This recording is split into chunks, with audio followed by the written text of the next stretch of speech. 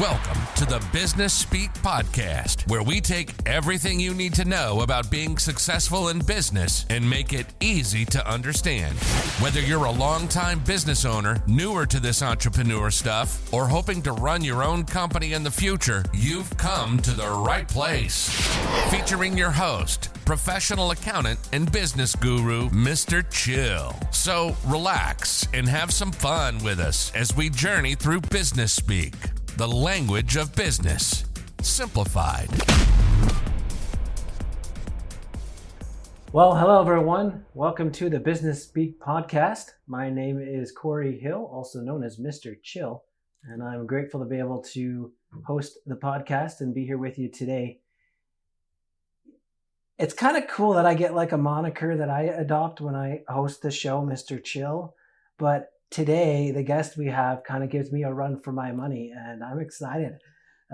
Garland Coulson is here with us today, and I would say that a lot of our guests probably are like undercover superheroes, but Garland actually has a superhero name. And if you go to his website or you go to any of his seminars, he's going to also introduce himself at some point as Captain Time. I don't know if you have a cape or a costume that goes with that, but you can see he's got the most amazing hat. And I don't know if they can see it on the thing, but you've got your wrist thing too that you've had. So Captain Time, or Garland, as we'll call him for the majority of our podcast today.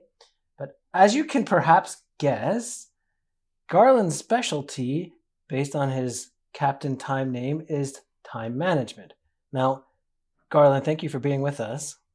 You're welcome. Excited to have you. When you introduce yourself to people, obviously you probably have some fun with your moniker of Captain Time, but when you try to describe what you are, like people try to put people in boxes, they would say, I'm an accountant. How do you describe yourself to people as far as like what you are, what you do? Generally, I say I'm a time management trainer and coach. That's usually the way that I do it, or a productivity coach. So. Okay. Are you okay? I've got a little bit of a bio I pulled from your website. Are you okay if I read a little bit of it? Sure. And then feel free to expand, because there's some cool things in here that might be neat to add to. So I already mentioned you've got your name as Captain Time. It says you've got over 25 years of experience doing this. Mastering time management for me, when I first got into it, it was for me.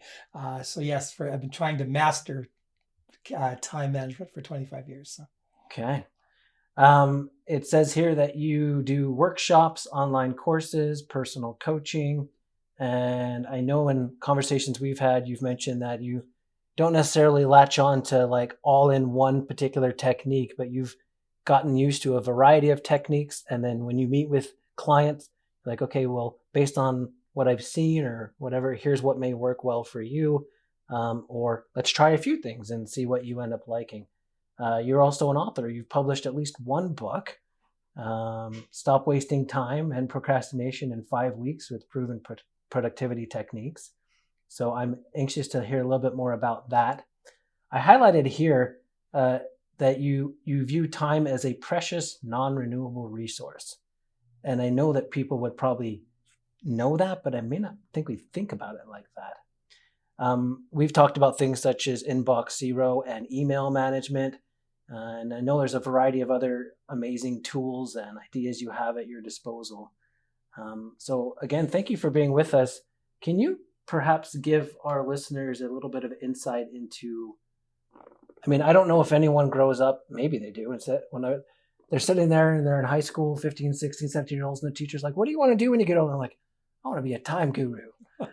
Maybe you did, I don't know. But how did that all come about? So I was working in management in a bank at the time and, doing my work every day, working through normally. And I think I was reasonably productive, but I hadn't really paid any attention to any special time management techniques or anything. And for Christmas one year, my manager gave me a very lovely red leather-bound day timer with my initials on it. And my initial thought was, wow, what a lovely gift. And my second thought was, wait, is he insinuating I'm not organized?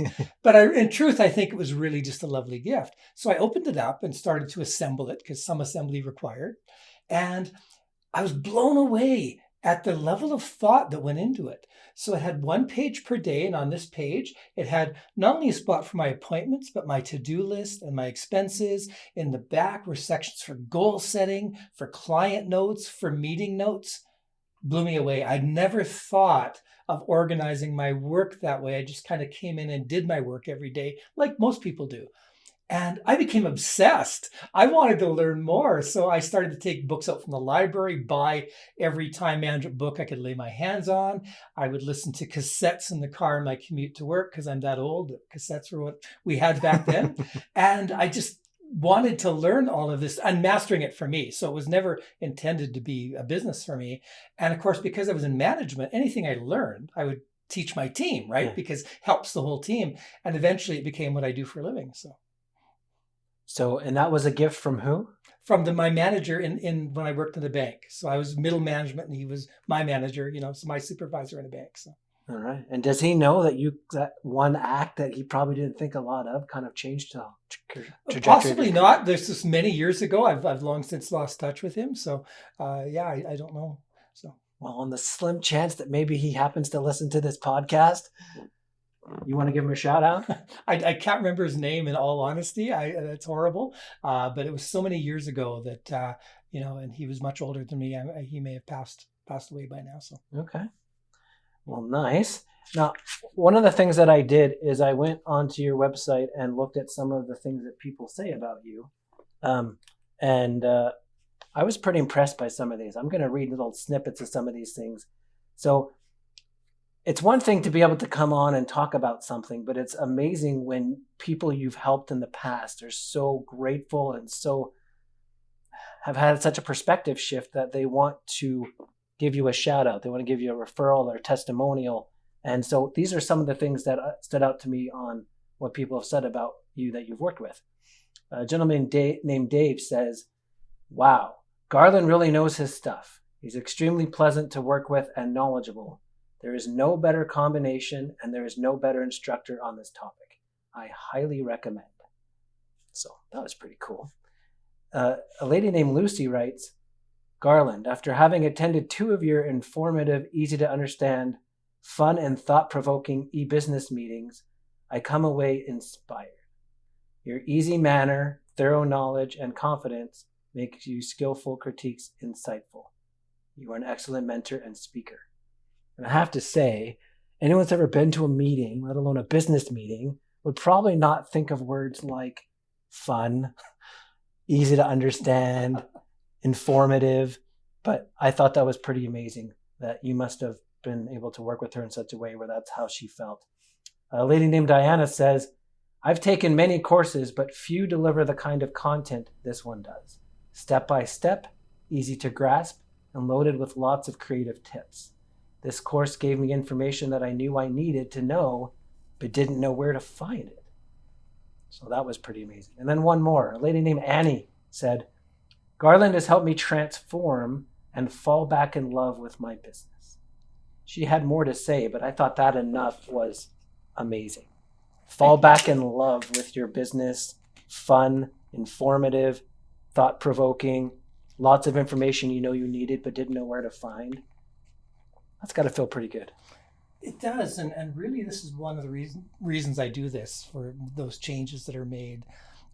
It's a real amazing when you get up in front of a group and you're teaching and you see the heads nodding or people are going, yes, or oh, and one person went, like blew his head blew, at one point when I said something. He just went like this, and yeah, it's just really great to get that kind of feedback from people and to hear how much I transformed their workday, their business, their life. And I mean, you do what you do to make a living, but I imagine these kind of things are way more rewarding than any kind of cash flow that might come out of this. Yeah, I taught workshops at a summit last week, and I was buzzed at the end of it. People were, "Wow, thank you for doing this. This was such an amazing day. I can't believe how much I learned." And at the end of the day, I'm just kind of buzzing around like a little hummingbird because I'm so happy and jazzed up from all the energy that people are putting back at me, the positive energy. So yeah, it's amazing. So I'm going to kind of not role play, but I'm trying to think back through my own interactions with people or even things I've said myself. And how many times have I said or heard other people say, if only I had more time, or there's never enough time, or some variation of that. And while that might scare me or the particular business owner, other business owners, that might be like a really cool like opportunity for you. When other people say that, that's when I step up to help. That's when the superhero comes to the rescue, right? People who say they don't have time or they're busy, they're too busy, they're stressed. Those are my people that I work with and help. Yes, because we all have the same number of hours in a day. We have the same number of hours as Bill Gates or whoever, whatever successful person you look at. They just do something a little different with their day than what the average person does. So we've all got these 24 hours. I like to call them 24 golden coins. And you choose each day, how are you going to invest those coins? So are you going to invest them in four hours of Netflix? Or are you going to invest them in learning a new musical instrument or gaining a skill that can help you in your career? So how each day we make these choices and we don't realize we're making them because they happen by default. And so I help people understand that time is an investment. And of course, in your field, you know all about dealing with investments and properly handling the money. And people make the same mistakes with time that they do with money that you're very used to about the way that they invest it and the way they handle it. So, and maybe I'm going on a limb here, perhaps even more mistakes with investing their time, because I think investing with money is sort of, even if people don't do it, they know it's a thing, they think about it that way. But I don't know that a lot of people think about the using of their time as an investment. And I think even that one mind shift or perspective shift alone would probably pay dividends if you tried to think about, okay, I've got these 24 gold coins, as you call them. How am I going to invest them? And I like that you use 24 because, I mean, obviously there's 24 hours in a day, but people are like, well, I gotta sleep. But I mean, the emphasis that we place on sleep or how much sleep we do or don't get could also affect our productivity throughout the day too. And so I like how you use all 24 as an investment instead of just, well, you probably only wake for 12 to 16. So we'll just talk about that. So I'm excited to learn. And sleep is an investment, because that's where you recharge to get the energy for the rest of the day. So it's important to actually invest those in your sleep. And you were talking about it being more difficult. So when you have money issues or you're concerned about your money, you talk to an accountant, you talk to a financial planner. But when you're running out of time, who do you talk to? Who you call? So that's the case where you should be talking to a productivity coach, a time management coach, to help you understand where your time's going. So. Now, I could be very naive, but I don't think I've run into another person who does what you do. Do you find that you're kind of a niche, or that there's a lot of people that do what you do and maybe just package it differently? It is a niche, but it's also, and I've deliberately chosen that niche.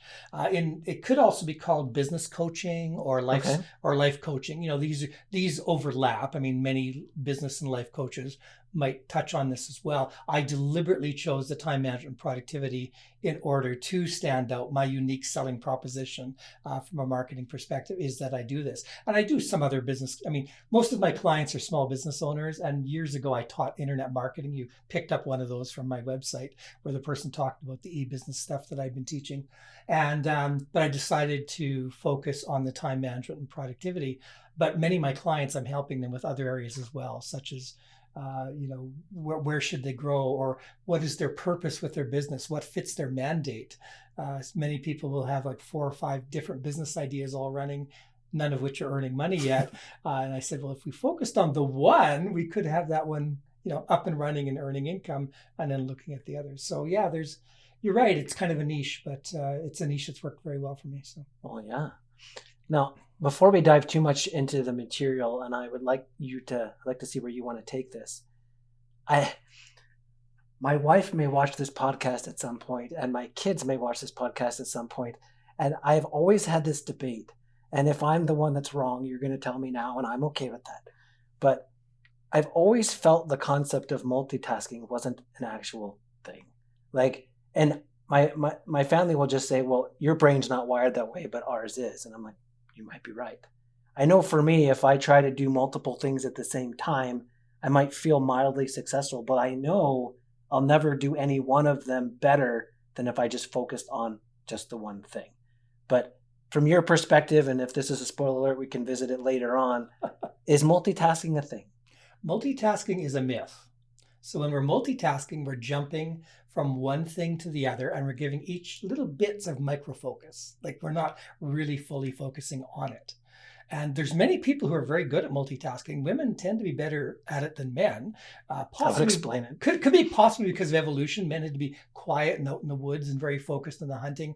Women were in community, listening for children who might need help. So there's a very different than it could be evolutionary, and I've read some things about that.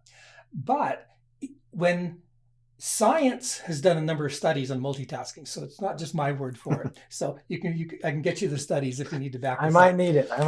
So what happens is they found people who were exceptional multitaskers, people who were brilliant at multitasking, people who were incredibly successful. Everybody would say they're successful, and they were multitasking all the time. And they looked at these people, and then they ran tests where they continued working the same way, and then they had tests where they made them focus. And in every case where they were made to focus, they got more done. They were more accomplished. So these people are successful in spite of multitasking, not because of it. And so that would be probably, as you say, your family is good at multitasking, but it's not getting that same level of focus, because whenever you're interrupted, it takes 20 to 30 minutes for your brain to get back to the same level of deep thought, of deep focus. Cal Newport calls it deep work. It takes 20 to 30 minutes to get back to that same level. So if you're interrupted 3 times an hour, 6 times an hour when you're working at a fraction of your total brain power. So, and most of us are working that way. We're really only working at a fraction of what we can do.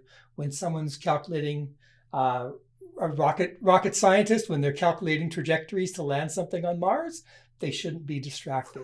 When we're driving a car, we shouldn't be distracted when we get tons of metal running down the road. When you're making major decisions about your business or planning or how you're going to approach a customer, you shouldn't be distracted. Okay, so maybe one more spoiler alert, but you made me think of something else. And I've sometimes felt bad about this, but knowing how my own brain works, I've sort of kept doing it anyways. If I'm in the middle of working on a client's file or tax or year end or something, and then my receptionist will say, "Hey, Corey, you've got a phone call. Do you want to take it?" My instinct is to say, "No, but if you can take a message, I'll call them back when I'm done." Because I'm thinking I don't want to interrupt myself. But at the same time, the interruption's kind of already happened then, because of, I'm not sure if I'm explaining myself well, but is it a good idea to try to take messages and call people back in one kind of sitting, or is it an okay thing to be able to take calls in the middle of other work?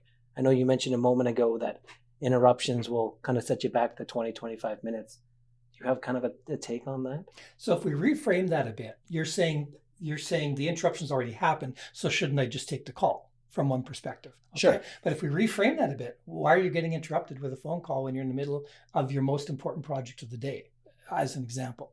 So this is where restructuring how that would work could change that entire thing so you're not being interrupted. I might set aside maybe 1 or 2 hours a day where you don't get interrupted, period. I call it the power hour. Okay. So you have a power hour set aside, and all of your team is told, under no circumstances can I be interrupted. You can't walk in my office and ask me if I want to go to the ball game this weekend. You can't walk into my office and ask me if I've seen the stapler. Like you can't. And phone calls everybody just takes a message during that 1 hour. And try that and see what the difference it makes. And then take your worst, nastiest, horrible project you really don't want to work on, that you're hard to focus on, like really difficult, and try that for 1 hour, and you'll be shocked at how much you get through in 1 hour of an uninterrupted time totally. Now, I'm not saying you can do it all day or you need to do this continuously, but for your toughest project, block it off and don't take an interruption, period, meaning nobody should walk into your office because you have a phone call. That's what voicemail's for. That's what your message board, your message slots for, whatever, however you're taking messages. So. Okay. No more spoiler alerts, I promise. Won't ask any more jump the gun questions. So almost everybody listening to this podcast, many of them are owning a small business or thinking about owning a business, or I don't think about everyone in general probably has time management things they'd love to improve on or challenges they face. Where do we start? How do you want to go about like tackling this concept of time management? So I would say some time ago, I would have people come up to me. So if you're a doctor and you're in your party, then somebody's going to pull open their shirt and say, "Hey doc, what do you think of this lump?" Or if you're a lawyer at a party, someone's going to walk up to you and say, "Well, I'm going through this legal issue. Can you give me some help?" Right? Notwithstanding the fact that how many years of training do these people have, and they expect you just for free to talk to them on the spot. So as a time management coach at a party, I get asked, what's the one thing you can tell me that's going to make all the difference and solve all my problems now, right? And so part of me thinks, wow, this is horribly unfair. I've been mastering this for 25 years. I get paid to do this. And this person, just in a little meeting, we're at a business meeting or a party or whatever, wants me to somehow give them all the knowledge in a minute, like essentially an elevator speech, right? So part of me felt it was really unfair. The other part of me that would watch their eyes and see how desperate they were for help said, challenge accepted. So I came up with a concept that I call the time management success formula that I could explain in a minute, but I could expand out to kind of endlessly to go deeper and deeper and help people. Okay. And this concept, I think, fits what you're talking about. So the very first part of the concept is start with the outcome in mind that you want to achieve. Because most of us just start working in the day, and without choosing, it's like hopping into your car and driving without a destination in mind. You're wear and tear in your car, spending lots on gas, racking up the miles or kilometers, but you're not getting anywhere because you haven't chosen the destination first. So in essence, you say, what is the outcome I want to achieve, whether it's business growth, whether it's, coming up with a new product idea, like whatever it's going to be, choose that outcome first. So that's step one. Set the outcome, set the goals. The second step is to come up with a step-by-step plan on how to reach that outcome.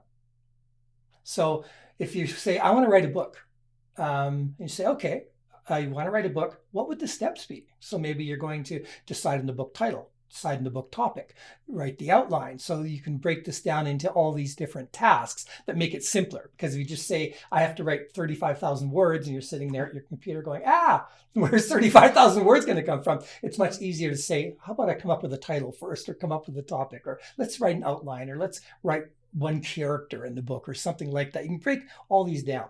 So your step one is the outcome. Step two is the step-by-step plan to reach the outcome. And step three is dedicated time to perform those steps. And step three is the one most people miss because they've maybe got the goal in mind. Maybe they've even got some idea how to get there, the steps needed, but then they forget to do the blocks of time. So if you were to say the number one thing you want to do this year is get fit, and then at the end of the year, you haven't gone out and spent any hours on fitness, but I have all these great goals. Why aren't I fit? I set the goal. It's because you didn't do the dedicated time in that case. And that's true of anything. So in a nutshell, that's what I would say is start with the outcomes, because whatever you want to achieve, make sure you're working towards that. And most people, about half to 3/4 of the work they're doing isn't towards any of the outcomes they tell me are their most important outcomes. And I say, why are you spending 3/4 of your time on work that isn't towards any of your important outcomes? And they might say something like low-hanging fruit or easy wins, or they may not say, but they're probably thinking because the ones I really need to work on scare me or intimidate me or whatever. And that's where the procrastination comes in. Scare me, don't know how to do it, is another one. Like you're not quite sure what the next step is. So instead you go and work on something you already know. Those are all quite common. But again, if you've chosen the most important outcome, you've got the step-by-step on how to get there, and you've set that block of time aside only for that, and you cannot spend it on anything else. That time needs to be sacred time. So then it's much easier to do. In my case, I'm an entrepreneur. So if I don't market, I don't get paid. So if I get all these great client projects on the go and I'm happily working on them, and I come to the last client project and I go, where's the next? No next project. Oh, no next paycheck. Because there's no projects in the pipeline, right? So I spend 25% of my time every week on marketing, and I keep that time sacred. I will not let anything else, even large client projects that have come in, nothing else will get in the way of my marketing. for that reason, because that's where the next month's income comes from. That's where the ongoing income comes from. And that's what's served me well. So if I were to just say, I don't really feel like doing the marketing this week, or I don't know how to market this week, that's not going to work. I need to either do it myself, learn it, hire somebody to help. Like, there's multiple ways of dealing with it. If you're not quite sure or you're scared of it, you can get help. So. That's interesting that you say that. I mean, it makes so much sense, but the 3-step things that you mentioned, the last one, not actually scheduling in and blocking off or reserving time to do all these great things that you want to do. You mean like, well, that seems so common sense, but we don't think of it. At least I don't. I don't think a lot of people think of it that way. If someone comes up to you or you hear someone say, Garland, I don't have enough time, or if only I had more time. In your like reworded idea, what are they actually saying? Because obviously they can't create more time. So what is it that they're actually saying? They're saying I'm investing my time badly in many ways. They're not saying that. Also, many people feel out of control. They don't feel they're the person making that choice, especially if they're an employee. Well, my boss controls my time. I can't make any of these techniques work because my boss will interrupt me. My boss will do this. My boss will do that. But there's tons of things you can do, even if you have a boss who isn't as thoughtful in these cases. There's still ways of working more efficiently yourself. There's automations you can do. They're working in time blocks, batching your time. There's tons of things you can do to be more efficient. So you do control more of your time than you think, even if you're an employee. And if you're an entrepreneur, you're controlling all of your time. But in many cases, we're working in our business, not on our business. So that's the mistake we make too. We're so busy working on that detailed work throughout the day that we're wasting a lot of that time. I would estimate, and I haven't looked at what you do in a day, so I'm not picking on you or anything. No, pick away. On average, my clients, when I sit down and look at the work they do in a day, 35 to 50% of the work they do should either not be done at all or shouldn't be done by them. So it's quite easy to find for most of my clients 2 or 3 hours a day in work just by changing some of the things. And I'll give you a good example of this. I have in the past owned a web design company, and I had up to 5 designers working for me. I suck at graphic design. You don't want me doing any graphics for you ever, but I had 5 very talented designers working for me. But I'm the marketing guy. I understand marketing. So I and the designers together would do a better job than anyone else apart. Now, could I get better at design? Maybe. I'm sure I could take courses. I could get better. I could overcome my weakness in graphic design. But why should I when the things I'm good at, the marketing, the training, the teaching, to come up with these products, those are the things that are bringing me the money. Why should I try to be a mediocre graphic designer? And I'll be honest, I would only ever be mediocre no matter how many courses I took. I just don't have that aesthetic touch. I know how to when one looks great, but I don't know how to do that myself. The websites I would do would be very basic. Similarly, like if Wayne Gretzky had said, gee, I'm kind of weak in my tennis game, but I'm really good at hockey. I'm going to work on my tennis game and get better. He wouldn't go into hockey. What a mess up that would have been, right? So be like Wayne Gretzky, focus on your superpower and go with that. So is it fair to say then that one step people could take is sort of log how they spend their time in a day or whatever, and then identify which tasks, or as you said, ones they probably either shouldn't be doing at all or should be delegating to someone else? Absolutely. And so I use time tracking, kind of like how the doctor uses the EKG to check your heart, your heart health. So I usually recommend people track their time for at least a week or 2 when we first get started to get a feel for where you're spending your tasks. And many of my clients will say, well, this doesn't take me much time. And then at the end of the tracking, we go, you told me it didn't take much time. That's 25% of your time. So, and you told me the number one most important thing to spend your time on was X, and you spent 2% of your week on it. So something's wrong here. And so it's a great diagnostic tool to track your time. And there's tons of great free time trackers out there like Clockify or Toggle.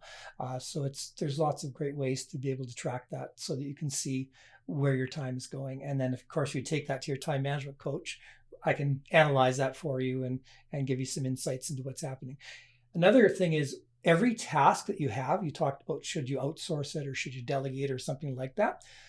Take every task you have in your task management system, in your task list, and before you work in the task, say, does this task need to be done at all? Like, what if I stop doing it? What if I dumped it?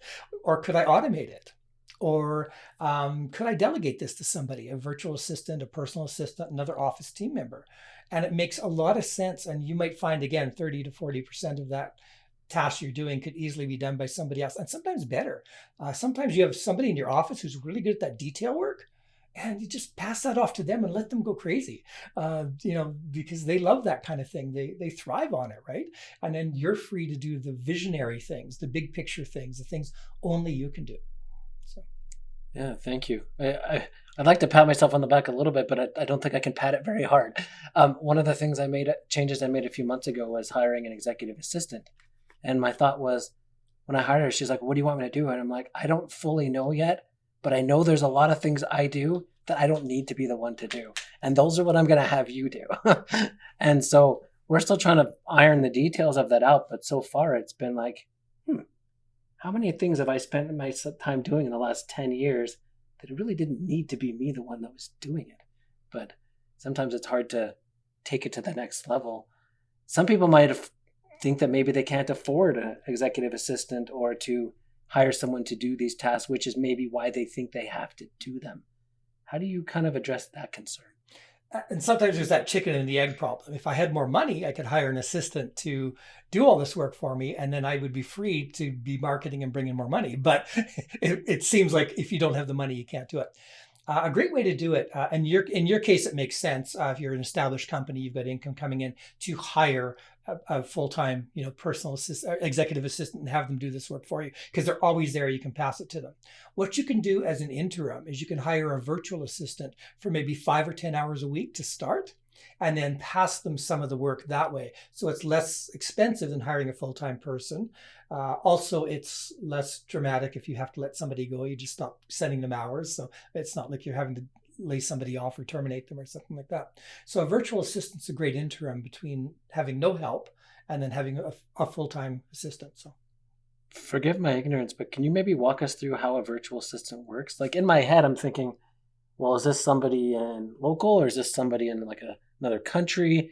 How do I control the quality of the work, or make sure they're actually, if I'm paying them by the hour, how do I know they spent that hour effectively? Like, how does the process of using a virtual assistant work? So the answer is yes. They can be locally or they can be overseas. Different rates for different people, and different skill sets. And virtual assistant is such a broad field. There's so many different things they can do. They can do article writing. They can do simple graphics, database, data entry, client database management stuff. So there's so many different things they can do that it's important to find the ones that work. How do you trust them? Test them first. Okay. So have them work on low privacy things that aren't that critical, and have them send you all the information first. So one of my virtual assistants, I have her create and schedule my social media for the next couple of months, but it's all in my scheduling program for my social media, so I can see it and approve it first. So nothing goes out without me approving it. Okay. So that's one example there. And testing, I run a virtual assistant agency as well called Chronotask, because so many of my clients needed virtual assistants that I decided to sell. They kept stealing mine. I'd chat with a client during a coaching call. I'd say, like, all this stuff could be done by a virtual assistant. And they'd look at me with these puppy dog eyes and they'd say, do you know a good one, Garland? I say, okay, here's my contact information for my virtual assistant. I'll introduce you.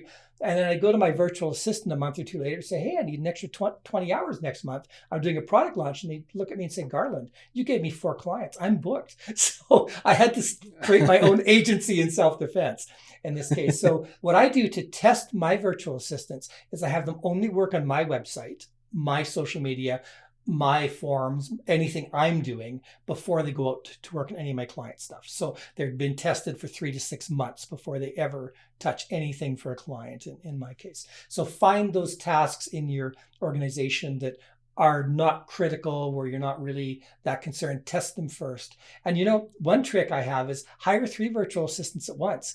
Give them all a task that should take 2 or 3 hours each, and turn them loose on it, and then ask them to send you the results after 2 hours. And Look at the 3 virtual assistants, take the one with the best results and give them more. So it's a really great way to test. It doesn't cost that much. If you're paying them, overseas VAs might be $5 to $15 US an hour.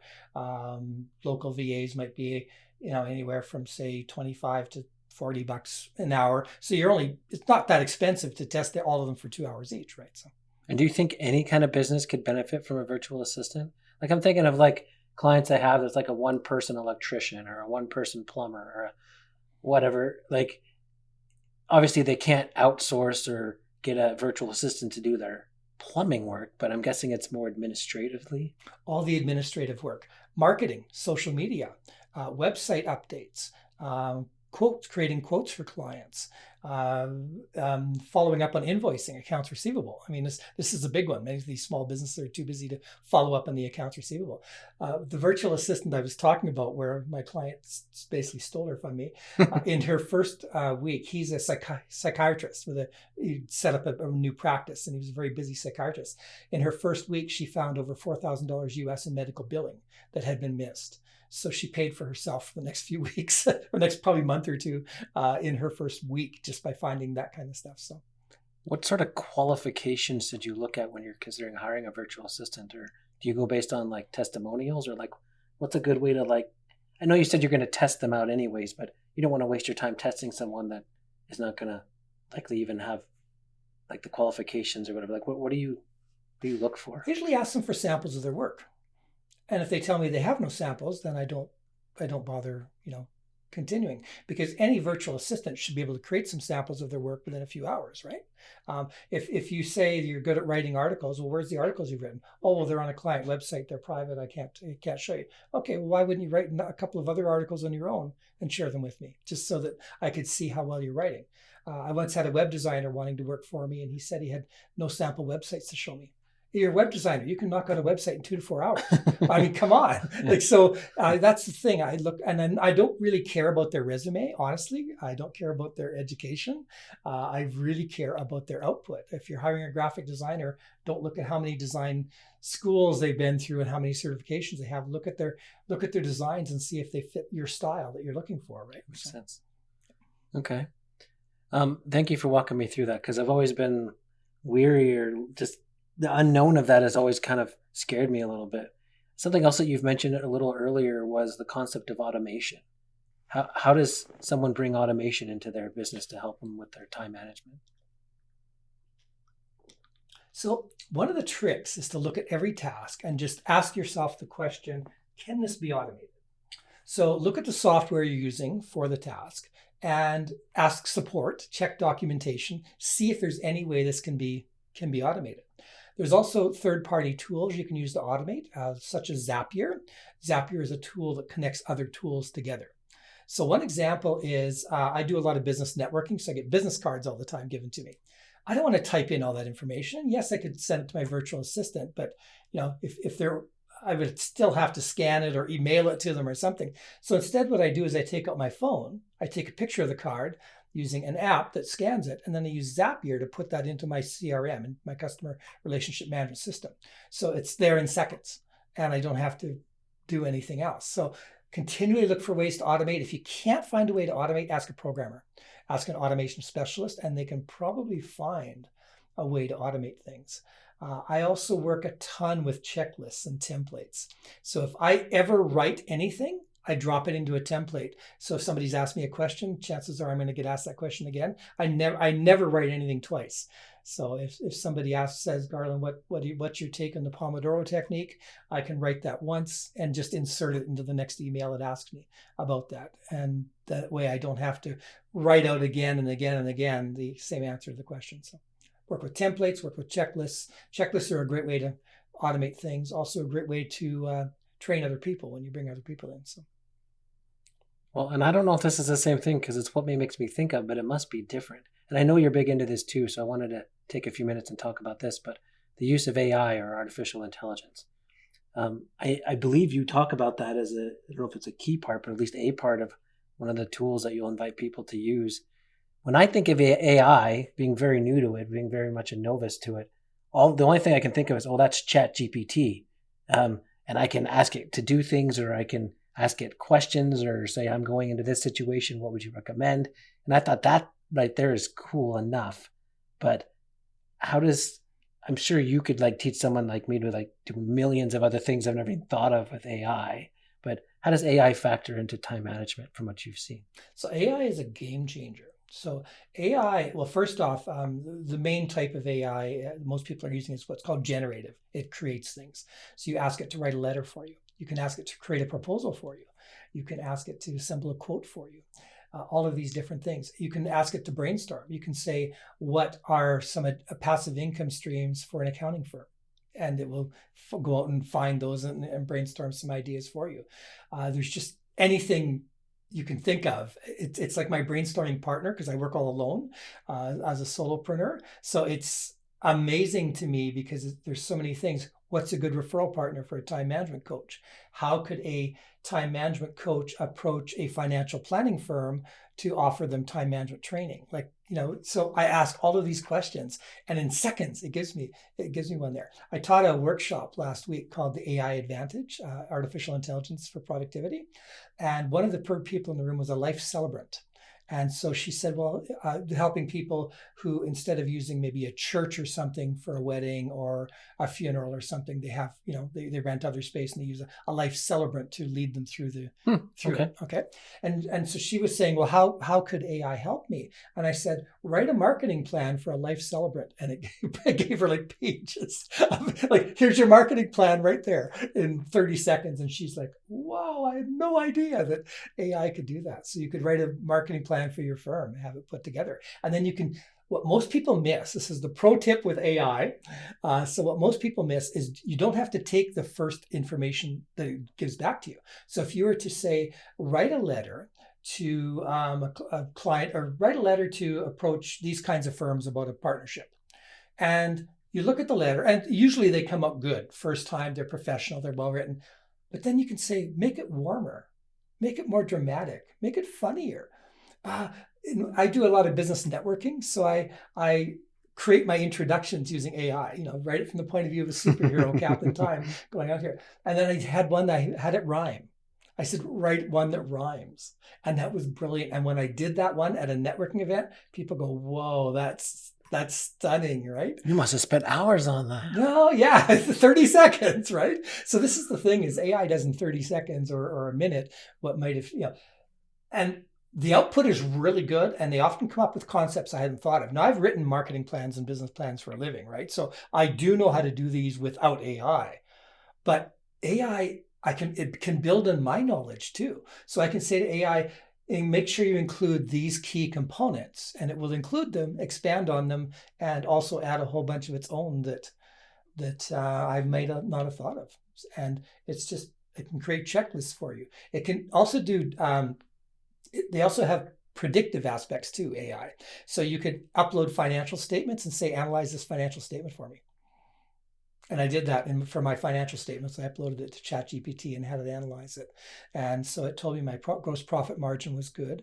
And it told me that I was too reliant on one area of income. And, so it gave me some really good insights into my financial statements. Sorry, you're kind of blowing my mind as we're talking right now. Like, in that situation, did you just upload PDFs or PDF? Yep. And it reads that? Mm-hmm. Okay. Because I was like, that'd be kind of weird to copy and paste the information from it into a thing. But yeah, so most AI will take information by PDF. They can usually also take text. You can copy and paste. In addition, some AIs will grab current URLs. So if I say write a proposal based on information on my website, it will do that. Or if I were to say to you, let's say I wanted to give you a quote on my virtual assistant agency doing your website, I can say go to the Chill & Co.'s website and analyze it from a marketing perspective and suggest several improvements that it needs. And it would analyze that for me, and then I could add my own knowledge to that, and I could send you, hey, looking at your website, I see there's a few things that could be tweaked. Can we talk? So you would just give it a link and it would do everything? It will do all that work for you, yes. This is kind of a question revealing how much I don't know about AI. Are all AIs the same or like, let me try this again. Is there more than one artificial intelligence platform, and are they all kind of equal? There's tons of them out there and getting to be more all the time. And there's also specialty AIs, like there's AIs that are coming out from the medical field and for the legal field, which are trained especially in those fields with a deeper knowledge than say what GPT would have. And so when I was testing AIs, what I did was I pinned 4 of them to my browser so that they would all be there.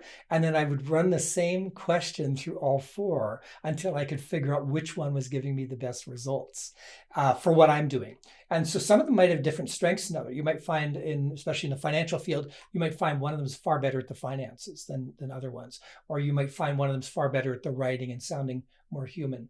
Another thing I had ChatGPT do for me one time is I needed to do a demonstration of some software that was going to pull information from financial statements. I needed sample financial statements, so I had ChatGPT create sample financial statements for just a company, just demo ones. So, and it did that in seconds. So. My goodness. You said that you pinned about 4 of them to your browser. Are these all ones that are like free subscription models, or do you pay for a subscription to some? Most of them give you quite decent results for free. What I would do is use them. And then when you find your favorite ones you're using a lot, if you're hitting the limits where it says we've got too much traffic right now, come back later, then you would go ahead and upgrade in those particular ones. So. Outside of ChatGPT, can you suggest some other ones for people to give a shot to or try? Sure. So I really like Claude, CLAUDE.ai. It is the most human sounding one for writing that I find. I really enjoy that. It seems to have the best results. Another one to try other than ChatGPT is Perplexity.ai.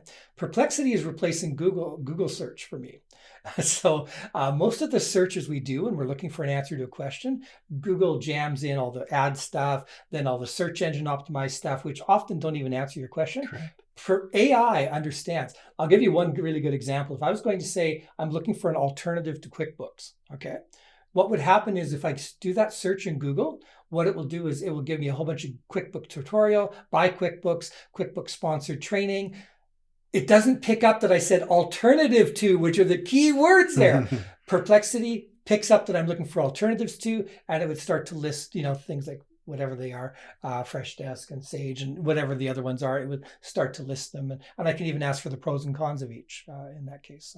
So that's an example of where AI is beating Google search. And it's interesting because years ago, Google search beat out old tools like InfoSeek and Ask Jeeves by giving you the best results. It's no longer giving you the best results compared to AI.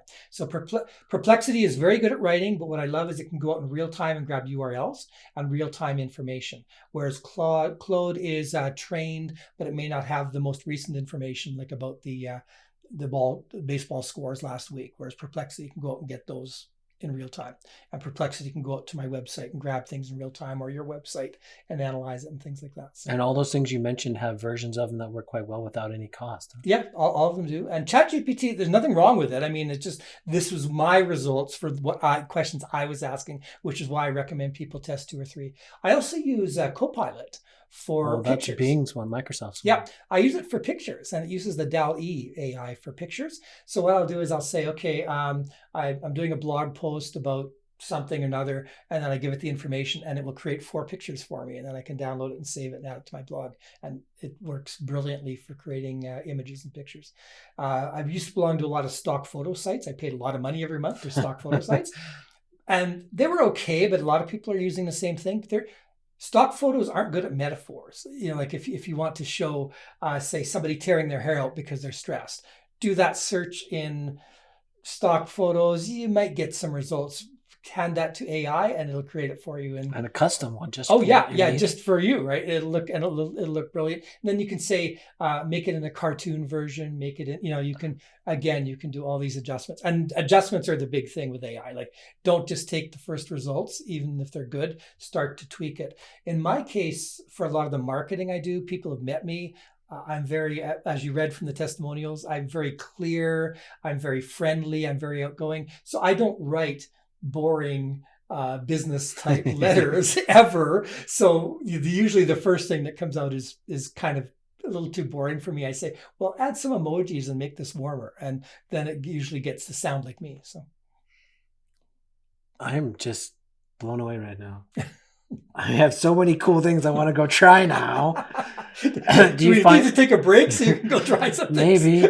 Do you find that you have to, I don't know, like fact check the AI that it's actually given you like proper answers or information? You find that there's errors sometimes? Absolutely. Like us, AI has been known to take flights of fancy. And some law firms got in trouble because they were quoting case law that the AI made up. There were no precedents. It was not real case law. So it's very important to do the fact check. One of the things I like about Perplexity is Perplexity will put little numbers next to anything that's factual. And that way you can click on it and see where it got the information from. Okay. So it's got like a built-in way for you to easily check facts. But I would never take a fact directly from AI. And I would test some things too. If it's running a calculation that's key for something financial, I would run it your normal way as well, just to make sure AI is giving you the right result on that. So is part of the idea behind AI, and just what you told me alone, I can see why you say it's a game changer, but you described a lot of it's generative AI. So I have a task that might take me as a human being or whatever, 2 or 3 hours, and I can give some parameters to my preferred AI platform and it can do it for me in a matter of a minute or two. Is that the main benefit of AI, or does it go beyond that? That's one of the main benefits, the time. The other one is the brain power. It's like adding this, AI has been trained on the entire database of the internet, like all the knowledge in the internet. So imagine if you had all that knowledge in your head. Now you've got a partner in AI that has all that knowledge in their head and can bring that to whatever project you're working on together. So that's the other big thing is it's changed brainstorming entirely. You and AI together can probably brainstorm more than say 5 people in your office.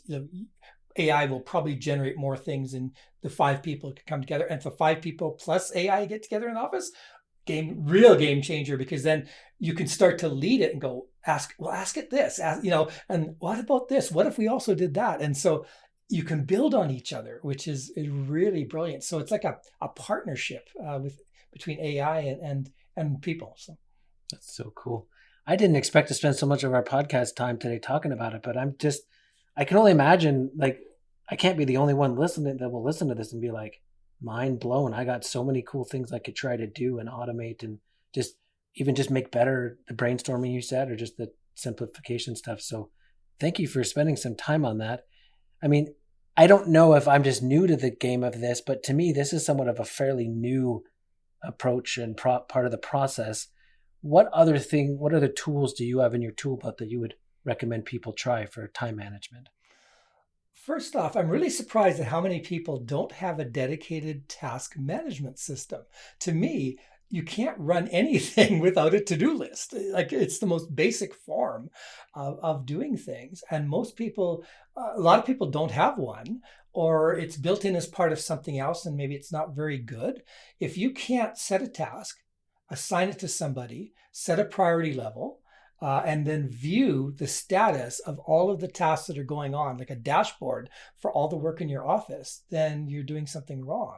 And that's a tool, and many of us have it, Outlook or Asana or Trello. I mean, there's many tools that will do this, but most of us are either not using them to their fullest or not using tasks at all. So a good task management system, along with training for your team and how to use it effectively, is critical. I kind of want to go down a different avenue again, but I'm going to try to avoid it. When you said Outlook, I'm like, well, yeah, I've used Outlook as a to-do list, but it's literally just, I need to do this and then I check it off when it's done. But what you're describing is task management, not just task listing. Yeah. So for example, I think your executive assistant, how do you know what she's working on at any given time? I can pull up and see what all of my virtual assistants are doing. I can pull up all the tasks by who I've assigned them to. I can pull all my tasks up by project. So if I want to see what's happening with the project where I'm going to be doing outreach for corporate training, what's happening with the corporate training project? What are my team doing? I can see all that. Or if I'm going to meet with my virtual assistant manager that I do once a week, I can immediately pull up all the tasks assigned to him, all the tasks assigned to his subordinates, and I can go through them individually with him. And you should be able to do this in seconds, like to be able to pull this information up. So if you can't, then need some training on your task management systems, or Okay, add that to my list. Yeah, maybe a dedicated task management system there. Also, it's a great way to assign tasks, because if you were to say to your executive assistant, can you get me this? Or can you research this? A good task management system makes you take that extra step to assign a due date, a priority level, and maybe some step-by-step instructions, which will give you better results. Once I made the mistake of assigning a task to my virtual assistant, and I had given her 10 hours a week of work, and I expected this task to take her 2 hours, so she'd still be working on my other task for 8 hours. She spent the whole 10 hours on that one task because I didn't make it clear what the estimated time was, what the level of that I was. She just went to work on it, right? So that's the clarity that a task management system and best practices around a task management system will bring. So, And I know you alluded to a few, but do you have a favorite that you found? there's no one favorite. A lot of it, when I work with my clients, first off, I don't push them into any one back of the room system. So I don't have a $3,000 system to sell all your listeners here today, back of the room, that I'm going to pitch to anybody, because there's tons of great ones out there that are good. It's just a case of learning how to use them. If a person's very visual, then a Kanban system is quite commonly used, like Trello or other ones like that, because you can take the cards and pull them across from lists. So that's quite useful. If you're more of a list person, like a list-based person, you probably prefer to view them as a list. So then there's tons of ones out there too. Microsoft To-Do's decent. Outlook can do the job. I mentioned Asana. So I don't have a favorite. It's kind of what I set up for everybody. Everybody's different. ZenKit To Do is one I really like the look of, and it's I love the little sound. It gives me a little ding every time I take off a task. Little dopamine hit up there. Oh, ding, ding. And then when I finish all my today work, it says you're all done for the day. And I love that. That must feel good. Well, the cool thing is here's the problem. If you've got 100 tasks to do this month, and you look at a list of 100 tasks, how do you feel? Overwhelmed. This morning you've got 100 tasks in your list. That's like, it's crazy. So this is where the views come in. So instead, if you say, I'm going to work on the marketing now for the next hour, and maybe marketing only had 15 tasks, well, that's less overwhelming, right? Or maybe I'm only going to look at the task due today. Maybe there's only 10. Well, suddenly it becomes much easier to do. So viewing by project, viewing by due today, viewing by the person you've assigned them to, views are really critical for task management. They're like the major way to stop looking at all the hundreds of tasks you might have in your organization at once. So 2 more questions on this one. If a business owner, which happens a lot, is kind of on their own, they don't have anyone else, obviously they're assigning tasks to themselves. I mean, I know we've talked about virtual assistants and stuff, but if they haven't got to that point yet, there's no one else to assign these tasks to. And then how do they know for sure this task should be taking me 2 hours, this task should be taking me 10 minutes? Like, how would people fill in those gaps? So first off, I do still think a virtual assistant's a great way to start, like to move some of those tasks over to somebody else. But yes, if they're brand new, no income yet, and it's all got to be done by themselves, the benefit of the task management system is it will show the priority levels. And it's going to, and again, I talked in the time management success formula, setting up your outcomes and goals first. You can do that with your task management system too, by tying it to those outcomes and goals. Okay. So therefore you say, I'm going to spend 1 hour on new product development this morning.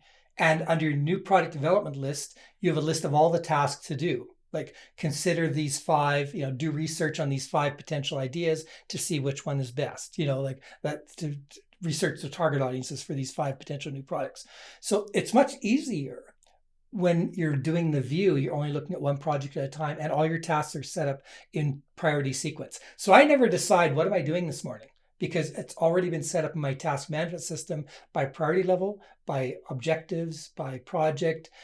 So I just start in, it's marketing time. What's my number 1 task for marketing? Finish it, knock it off. Number 2, number 3, my hour's up. Go on to my next one, which is new product development.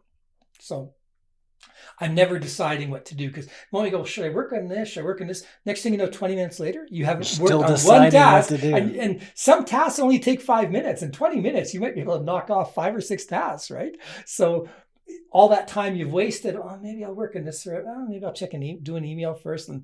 And you're not focused. You're not working on the most important tasks first. Have you ever gone to a grocery store for 2 things, maybe milk and bread. Come up with Walk through the whole store, come up with 2 bags of groceries and no milk and bread, because it's all those shiny things along the side that draw you in. Our work is the same way. If milk and bread are the 2 things you need to get done today, go and get the milk, go get the bread first, then shop the store. That way you're always going to do it. Similarly, if you say there's 2 most important things I've got to get done today, I've got to get this done for this client, I've got to order those business cards because I'm going to a networking thing in 2 weeks and I need it. Do those 2 first, because they were the most important thing. Nothing else you have is more important because you decided that. So maybe this answers that question. And I know we talked about the P word earlier, but procrastination has got to be a death blow to a lot of people's productivity. How do you overcome that? So there's multiple reasons for procrastination. So a lot of it, you got to dig in and say, why am I procrastinating on this? So one reason could be maybe you don't have the skill. So, maybe it's not something you're good at. Maybe it involves programming or graphic design like I suck at or something like that. So then you have to say, well, maybe I'll just hire that out. I'll outsource that one part. Okay. So if it's something you don't know how to do, or you say, okay, I'm going to start by watching a YouTube video on how to do this. I had a client gifted me a sockeye salmon one time, but it wasn't filleted. It was, and I hadn't cleaned a fish in 25 years. I had no idea how to do it. So I called up a YouTube video. So there's YouTube videos for everything. And I managed to muddle my way through cleaning these 2 fish with a YouTube video on a picnic bench. So that would be, either you're going to learn it or you're going to outsource it or something, or you're going to spend time, to get through it. So that would be one thing there. I don't know how to do it. Another one is scared. And scared could be, why am I scared? Because maybe it's public speaking. Maybe you've been asked to do a 10-minute presentation for your networking group and you're terrified of public speaking. So instead, maybe start to brainstorm, what would be a really good topic? What would be interesting? Get AI to brainstorm a topic. Get AI to write it for you. And then practice it, and again, set aside that time first thing in the morning. Brian Tracy calls this eat the frog first. Always do the thing you hate to do first thing in the morning, and go, and just do that dedicated time. And this is the key thing for most of us, and not all of us, but for most of us, early morning is when our energy levels are at the highest and our discipline levels are at the highest. That's the best time to work on the procrastination stuff that you're stuck at. Don't wait till 3 p.m, because you're going to find a way to procrastinate until the next day again. So that would be the key thing is go ahead and work with energy levels and the discipline first thing in the morning. Hit that nasty thing first thing in the morning. Other reasons you might procrastinate, maybe you're not that committed that you should really be doing this. So then you have to say, well, what outcome is this towards? Tying work to outcomes helps. Because if you wanted to write that book, and that's really important to you, then you kind of get past the writer's block. I think Stephen King, I don't remember exactly how he worded it, but it said something like, amateurs wait for inspiration, professional writers who get paid, they sit and write. You get your derriere in the seat and write, right? And that's what sometimes you're waiting for inspiration or something else. No, instead, an inspiration can often be sparked with AI. So yeah, there's tons of different reasons, emotional and these kinds of things. You dig into what they are. Dedicated time helps. Dedicated time during the best times, your most highest brain power time in the morning is usually a good way to tackle those things. Yeah, I think I'm probably the same way. Now, someone that would say that they're not a morning person, you would still probably argue that more than likely that's still probably their more productive time. It might be, but you check their energy levels. Maybe have them test themselves multiple times throughout the day as far as ask them what their energy levels are like. I do know people who are night owls.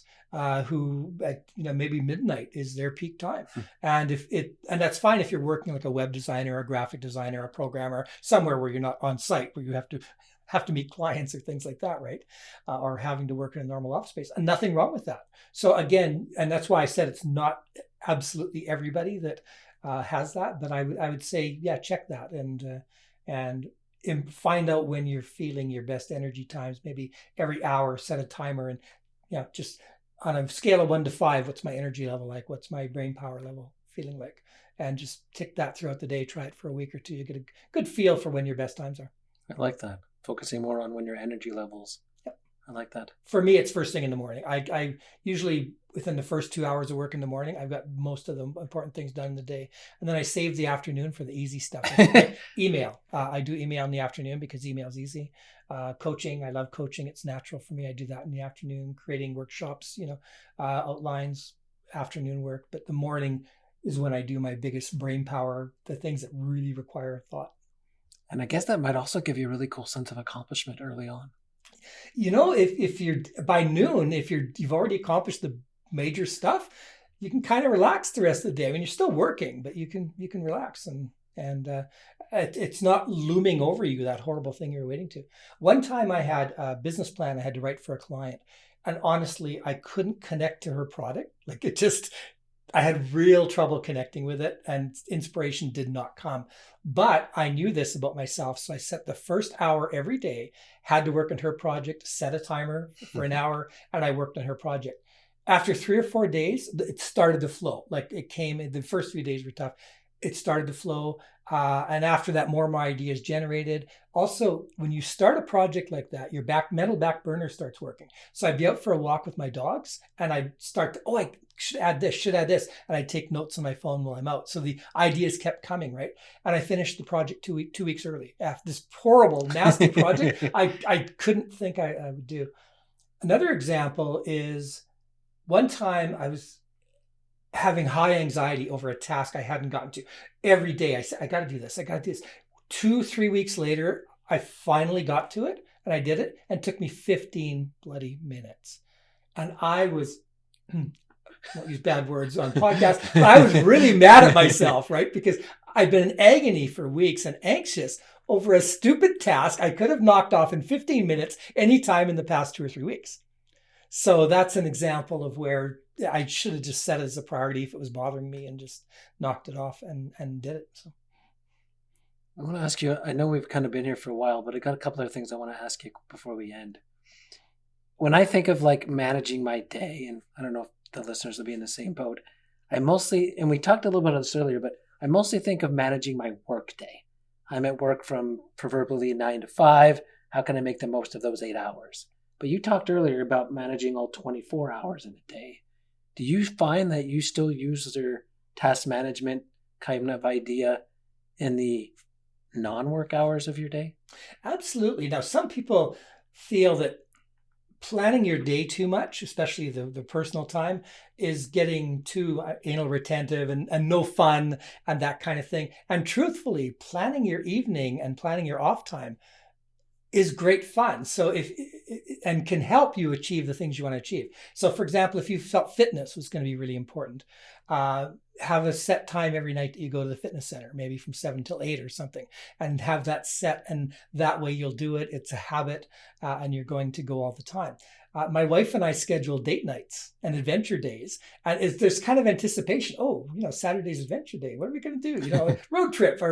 So it's fun to do those. So instead of having it scheduled like that, I mean, that doesn't keep us from being spontaneous. We can still do the same thing and just pick a day and do that. But scheduling things ahead really does help that way.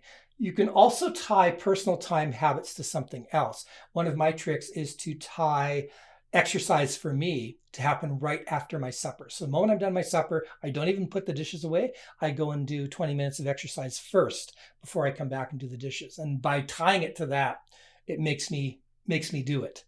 So that's called habit stacking. I was going to say, that reminds me of James Clear's book. Yes. Atomic Habits is a brilliant book. Highly recommended to everybody. It's a great read.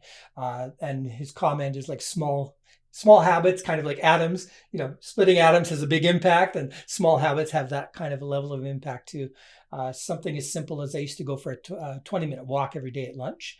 Had a huge impact on my afternoons. Another thing I often recommend is take a break during your lunch, exercise, move around a bit, get outside in the fresh air, and then come back in, and you'll be surprised that you're usually that lagging you do about 3 o'clock, no matter how much coffee you've had, it'll be much less, and you'll be able to get a lot more done in the afternoon. So yeah, habits are a great way to build on these things, both personal and work.